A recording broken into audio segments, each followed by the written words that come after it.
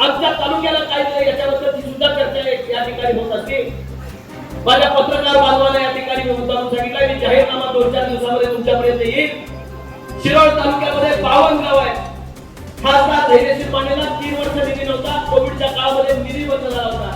Doctor साहेब महायुतीचं शासन तयार झाल्यानंतर प्रत्येक गावाला निधी देण्याचं काम खासदारांना या ठिकाणी केलं। एकही गाव या तालुक्याचं वंचित ठेवलेलं नाही, हे मी आपल्याला अभिमानाने या ठिकाणी सांगतो। गावागावामध्ये विकासाचा निधी देत असताना पूर्ण फुलाची पाकळी कमी जास्त प्रमाणात प्रत्येक गावाला या ठिकाणी आपण दिलं। गावात विकास आला तर त्याचा सौरभ्य विचार या ठिकाणी आपण करतो। गावाला आमच्या काय मिळाले याच्यापेक्षा तालुक्याचा विकास कसा होईल याच्याकडे आपण लक्ष दिलं पाहिजे। हा तालुका ज्याचा उल्लेख मगाशी माधवरावांनी केला, पुराची परिस्थिती कायमपणे या तालुक्याला भेटवत नाही। जसा खासदार झालो तसं महापुराचं संकट या तालुक्यावर या ठिकाणी घोंगावू लागलं। मी असेल, चंद्रकांत दादा असतील, आदरणीय माधवराव असतील, आदरणीय बाळ असतील, आदरणीय हळवदकर साहेब असतील, सगळीच टीम आम्ही तालुक्यातल्या आप जनतेला त्याला आधार देण्यासाठी या ठिकाणी काम करतो। नुसतं एकदा महापुराचं संकट येऊन गेलं तर आपलं एवढं मोठं नुकसान होत असतं की त्याची रिकव्हरी येण्यासाठी 2 वर्ष परत त्यामध्ये घ्यावी लागतात। मगाशी ज्याचा उल्लेख दादाने या ठिकाणी केला, त्याला 3200 कोटी रुपयाचा आराखडा जो तयार झालाय याला निधी वर्ल्ड बँक देणार।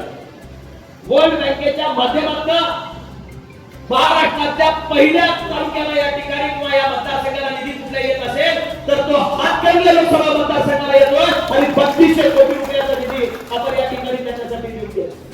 गावागावाचे दळणवळणाचे प्रश्न असतील, पूर येऊच नाही याच्यासाठी काय करता येईल याचं नियोजन करताना खासदार आपल्याला।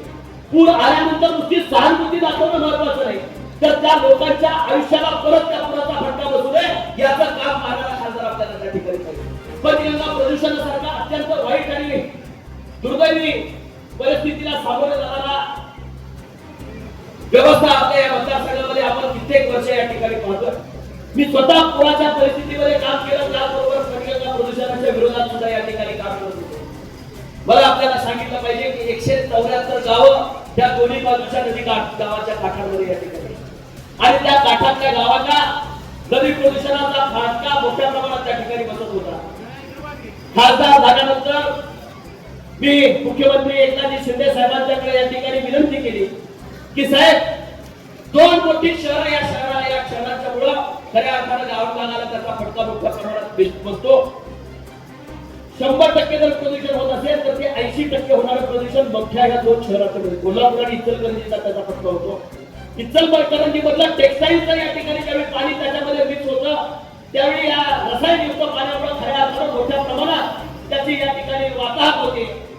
ही परिस्थिती लक्षात आणून दिल्यानंतर त्यांनी प्रोसेस हाऊसेससाठी हळवदकर साहेब 530 कोटी रुपयाचा इचलकरंजीसाठी निधी दिला, ज्याचा फायदा इचलकरंजीच्या टेक्सटाईल मधून निर्माण होणारं जे पाणी आहे ते एक थेंब पाणी सुद्धा पंचगंगेमध्ये मिसळणार नाही आणि भविष्यात आमची पंचगंगा आहे तशी पवित्र होईल, ती परत शुद्ध होईल याच्यासाठी म्हणून प्रयत्न करणारा खासदार म्हणजे खासदार धैर्यशील माने।